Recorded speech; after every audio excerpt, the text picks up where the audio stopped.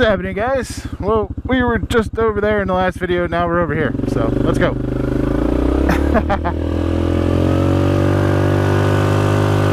Woo, this thing goes.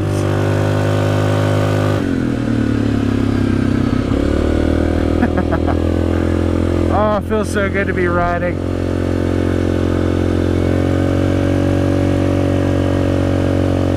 This is Devil Anse to Buffalo Mountain Part 2. And I'm not sure how much video we're gonna get out of today because my idiot self-admittedly idiotic. Yeah. I left my backpack, which has my hydration pouch and all my GoPro batteries, and the Spot and all of its extra batteries, sitting on my computer desk at home. Miss Stacy sent me a picture of it today. Wow, this is crazy.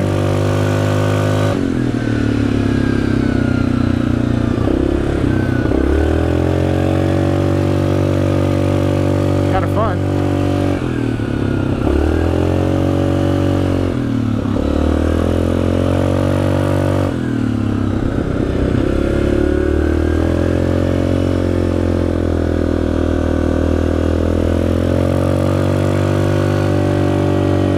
Straight up the mountain.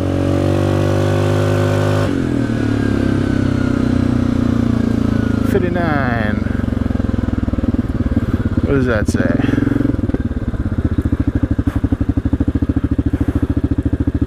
Taylorville connector. Taylorville connector. Interesting. Alright, well, we're off 59. We're staying on 59 for now.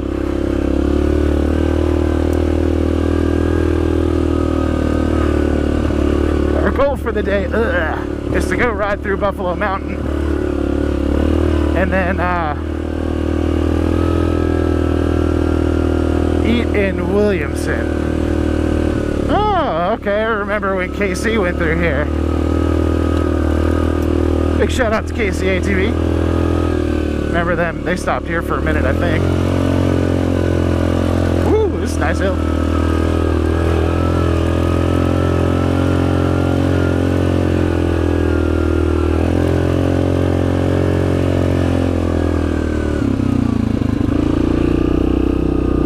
Okay, 59 goes this way. Wait, that's at 18 too.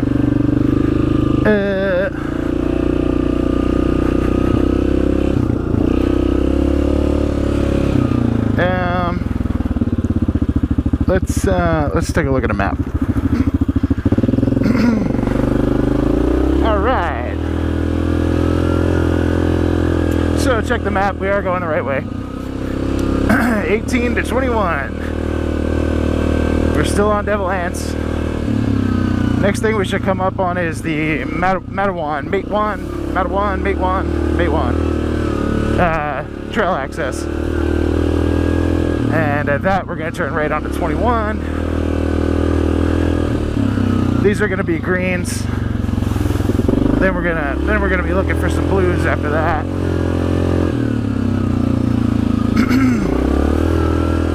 I did hear a convoy of side-by-sides coming up and they sounded like they were going pretty slow, which is why I jumped back on the quad. I'd rather not follow a convoy of 10-mile-an-hour side-by-sides. My general experience here is that everyone's cool. The problem with long convoys of slow things is they're very hard to pass because you get stuck in the middle and like you hope they all have radios and they radio and say, hey, guy that doesn't want to be stuck in a slow convoy coming.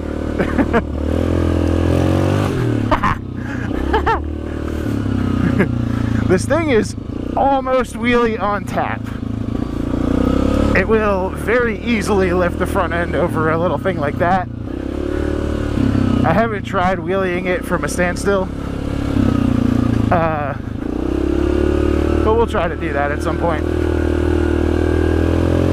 But like here, yeah, no problem getting the front end over that. yeah, you get the front end up so easy if there's even the slightest bit of a kicker. You barely even have to lean back. You just goose it. It gets super light.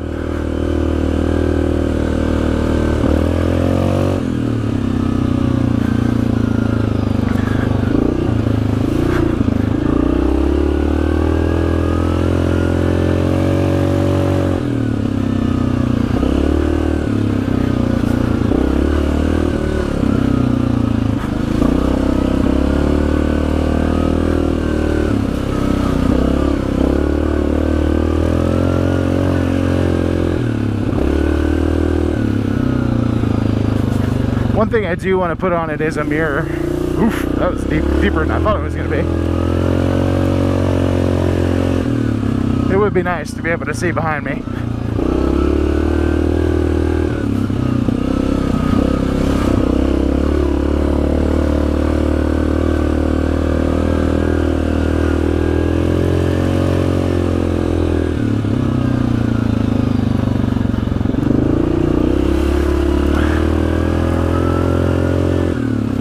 The other super nice thing to worry about, not have to worry about on this quad, is ground clearance. Because it's got something ridiculous, like almost a foot.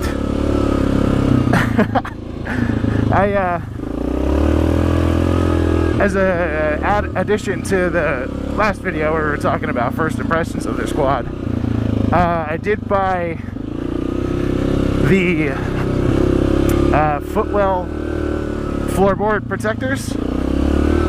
And I forget what company I bought them from. I'll put it up here somewhere. Because they're all plastic and they don't even come with a stock skid plate for the floorboards. Woo, that nice little brown color. Mud. So I bought those because I do see a lot of guys in the Grizzly group on Facebook complaining about broken floorboards. Sticks and rocks hit them at the wrong angle and those floorboards crack. And just like every other useful part for every other machine or toy or whatever, they're unobtainium right now, back ordered for months at a time. So whatever these floorboard things cost, I don't even remember, I bought them months ago. Well worth the price, and now I don't have to worry about broken floorboards. Oh.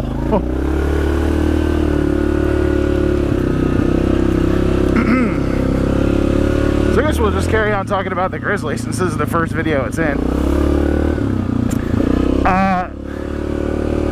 The Grizzly is a CVT transmission. It's belt driven. One of the huge selling points on that is it comes standard with a 10-year belt warranty. And that is insane. Like, I've been watching a bunch of side-by-side videos because I have to, because there aren't a whole lot of four-wheeler and dirt bike videos down here. Well, don't worry, we will do some dual sporting down here. But they're constantly frying belts and stuff, and that's just like, that sucks. This thing has a 10-year belt warranty. But like, they're basically like, pretty much for the time that you're going to own this thing, we guarantee you there will be no belt failure. And that is phenomenal. That just screams reliability, you know what I mean? In 2019, it may have been 2019 or 2020, they switched back to the 686. Oh, dear. Oh, dude, you did not have to just jump off a cliff. Holy crap. He's going straight down there. He was walking. He didn't fall. In case you guys couldn't see him, he did survive that. On his feet, surprisingly enough. They went back to the 686 motor over the 708. The 708 was having some oil burning issues, which they did do a recall for. But the 686 motor is what they've run in these for years and years and years, and it's just known throughout the industry as being bulletproof. And I believe it. I believe it. I am wondering though, if any of you guys are Grizzly owners, do I bother buying the extended warranty? I've never bought an extended warranty for any of my bikes, and obviously I didn't buy the LTZ new. So, I mean, I highly doubt I would ever need it, and I do most of my own maintenance. But let me know what you think about Yamaha's extended warranty. It's $500, I think it's like 5 years. Might be worth it just to have. See if it includes anything else too. I need to like go read the fine print and all that. But I waited 5.5 months to get this machine. I was on a list at every Yamaha dealership within 100 miles of my house. And it was 5.5 months until it came in. I actually hung up on several dealerships which were doing between $1,500 and $3,000 markups on these machines just to get them. Said, nope, not gonna do that. Not playing that game. I'll buy it for MSRP. And understand that I'm not gonna get any discounts because they're unavailable. But I'll buy it for MSRP, and that's it. And I found a dealership that would do that. Gave them a deposit. They had allocation. And then just sat around and waited until they called me and said, hey, it's coming in. And then the problem that I had was the trailer, the little 3 aluminum rail trailer that I pull all the motorcycles around on and made that little platform for the LTZ for, and actually the King Quad way back in the day. I've had that platform forever. Wasn't big enough. I brought it home on that, and that was an incredibly sketchy journey. It made it, but it was not cool. Thank God it made it. So, not only did I get a new quad, I also got a new trailer, which I'll show you a picture of here.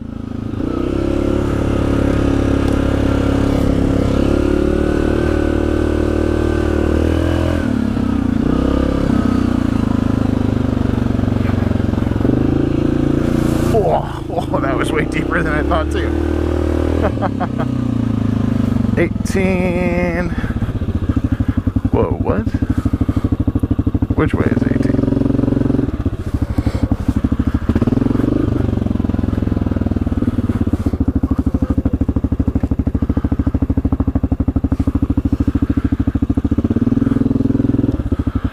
That's very confusing. I'm gonna go with this one.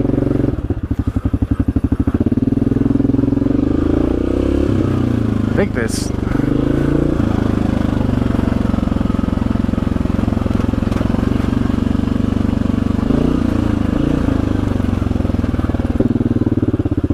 Ooh, that's nice.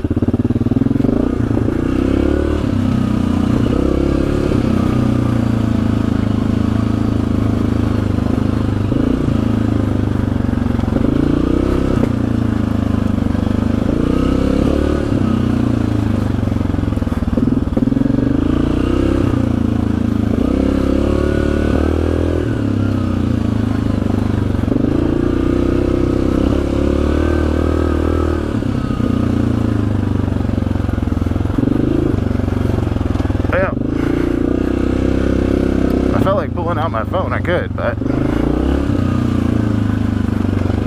we're heading in the right direction, so should be fine, right? Totally fine.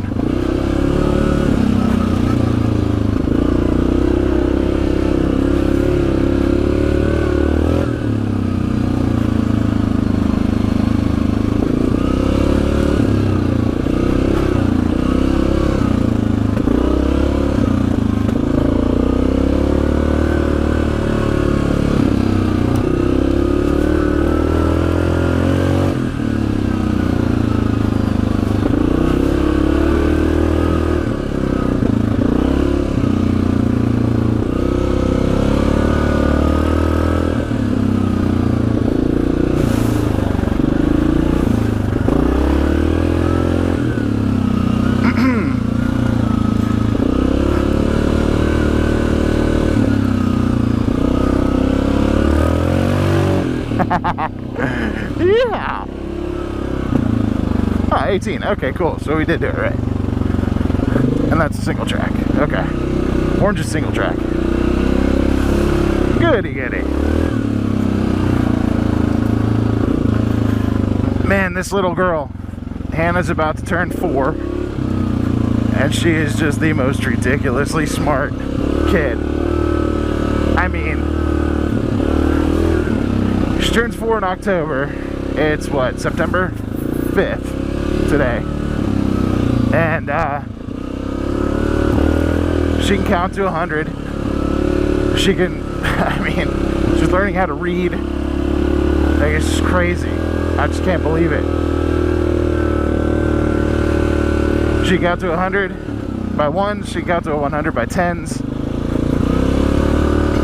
Like, just not stop, cease. Just does not cease to amaze. She's going to preschool, and I'm like, girl, you really, like, you're gonna skip. You're gonna. Can you test out of preschool? Oh, there's mate one. Okay.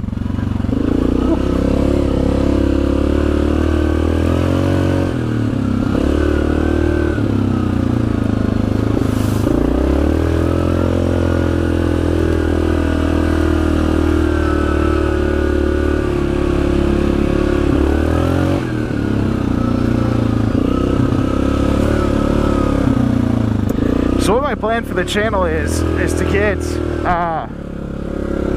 a lot of, or all of, the Hatfield McCoy trail systems shot on video. And then once we do that, I'll feel like I know a lot more about the area. I already feel much more comfortable down here this trip because I know where some stuff is. Like, I knew exactly where to go to the grocery store, and I knew exactly where to get a pizza. That kind of thing. And once we know the general area a little bit better, and we've hit all the trail systems, then we can maybe hit some of the outlaws, bring somebody else, because the outlaws can get a little bit gnarly, whereas the Hatfield trails, I mean, the black diamonds, the black and reds are gnarly as hell, and I won't be doing them on this. I mean, I probably won't be doing them on anything. But there are other channels that go and just do that stuff. Shout out to the Can-Am crew.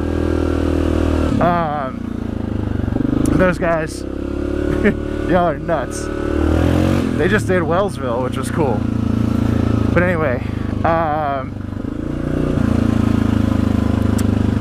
then we can do some outlaws, non-sanctioned HMT trails. Alright, we gotta be careful here. This might be our junction to 21.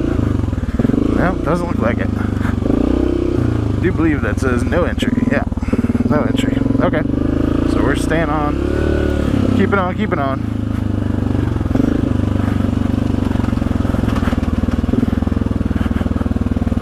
Front and rear brakes on the handlebars. Kind of cool. Can just stay right in the rut because we have ground clearance for a month and a half.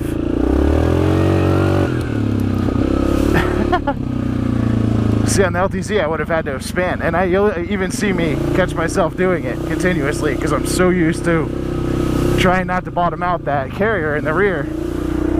And on this thing, it don't matter. Not a problem.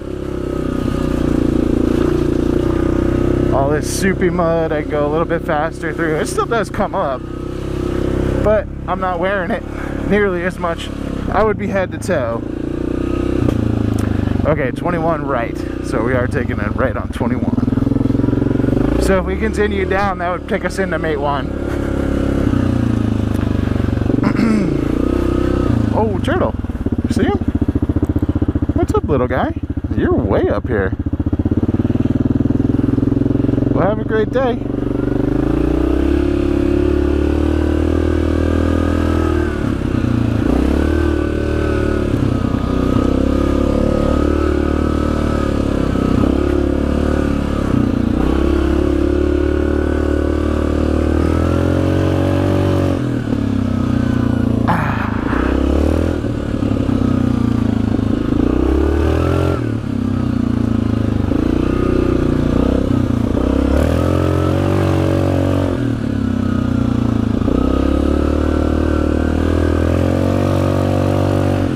Alright, so now we're looking for a blue 30 something,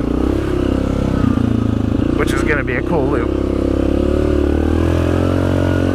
But I believe that's once we get all the way up to Buffalo Mountain.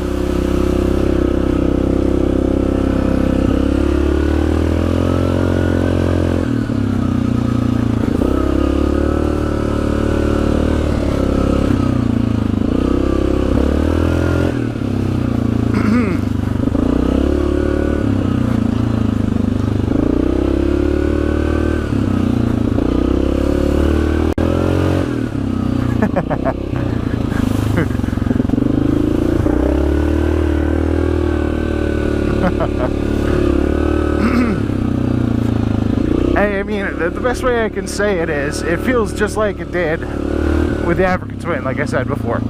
Having the right tool for the job is a big part, for me, of having fun doing this off-road stuff. Having Xena to do the dirt bikey stuff and you know, more short, gnarly dirt bike, you know, dual sport stuff. Having the African Twin to go on long adventures. And then I think this was the decision that I should have made, but was trying to compensate for with LTZ. I do miss that LTZ, and I will. But I just can't have it. It'll sit around. I already have too many toys. Yeehaw! Oh man.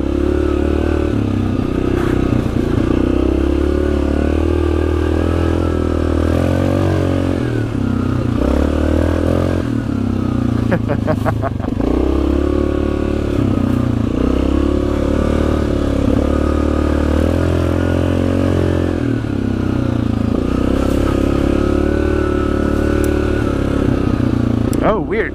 Weird thing about this one. It has a thumb throttle, and my thumb does not get fatigued. Right out of the gate. First day, I took it for like a 60-mile ride, trying to kill that break-in period. And my thumb did not hurt at all. I did, before I even rode it, angle it up a bit so that the thumb throttle's pointed up. And I'm also not pushing it with the tip of my thumb. I'm pushing it with like the middle of my thumb.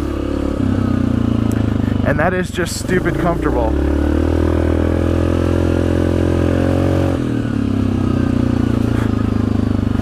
So, yeah, I was like, oh man, I don't think I can do a twist throttle on this thing. Just because of the way this cluster is laid out with the four-wheel drive and all that. Wouldn't work. And also, I'm not even sure that this throttle might be fly-by-wire. I didn't even think about that. Might be an electronic throttle. But yeah, thankfully, didn't have to worry about all that because it wasn't an issue after 309 miles. Several hours of riding. So, I'm psyched.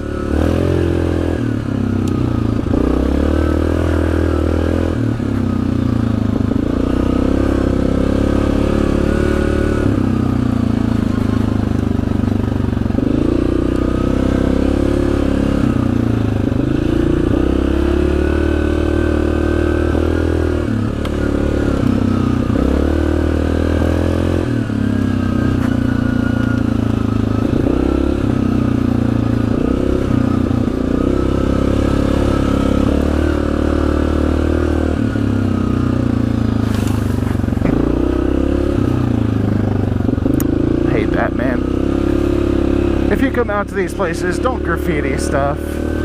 Pick up your trash. Act like your parents are watching you. Don't be trash yourself.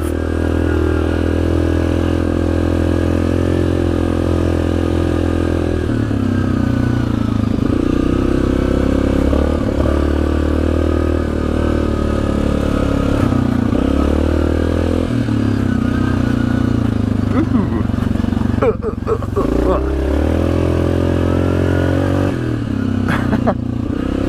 That stuff doesn't, it's like the suspension and the tires are just, they just soak that stuff. So well executed.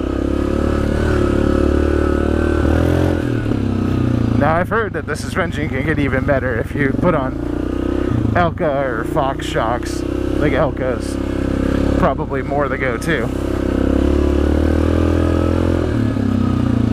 But so far these seem great. I'm more in it for the, if I'm going to be riding this thing in mud, I'm not going to be like blasting it. So I'm more for the comfy kind of soft, cushy ride anyway.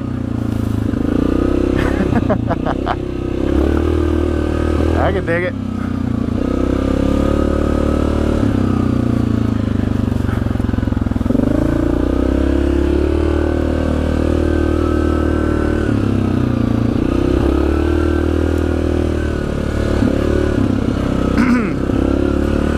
Hannah is already asking, Daddy, when can I go ride with you?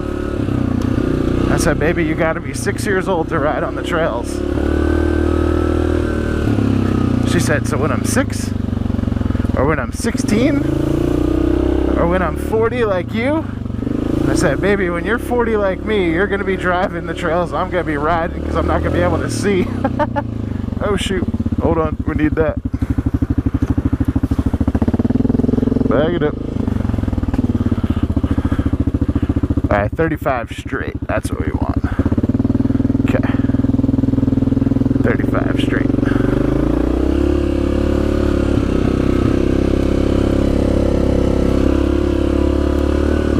Guessing you were 35 straight? Yes, you are. Caution gas company vehicles. That says 23. Okay. Well, we still want 35. Oh, okay. When you go into a puddle and the handlebars just sink out right out of your hands. Oh, yeah, that one wasn't too bad.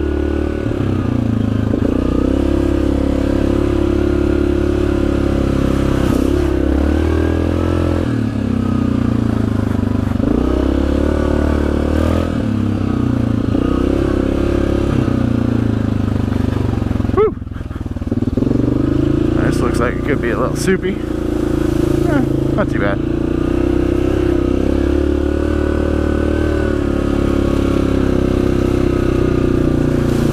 Oh yeah. Haven't had to flip it into four-wheel yet. There's a trail by my house that's old railroad bed where I did have to flip it into four-wheel in one of those. I probably could have made it across.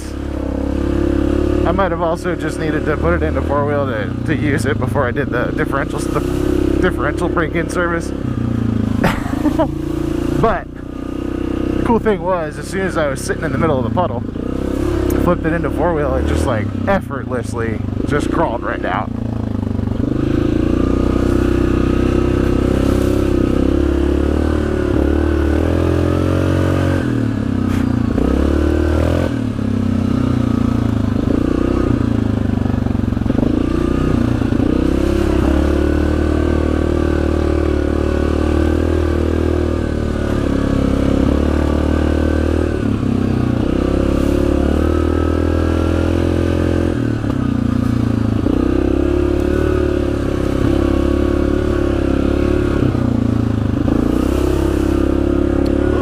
Clean water.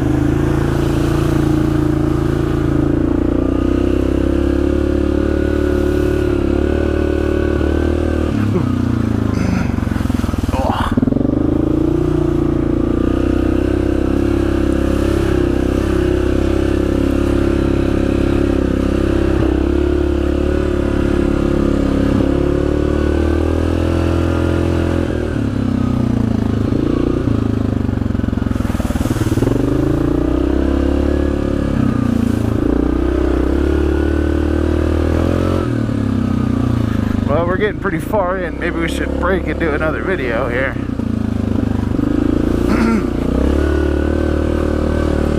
Try and find a good spot where I can get out of the way. Could have just gone right in the mud over there. We'll go over here. We'll go straight across in our submarine.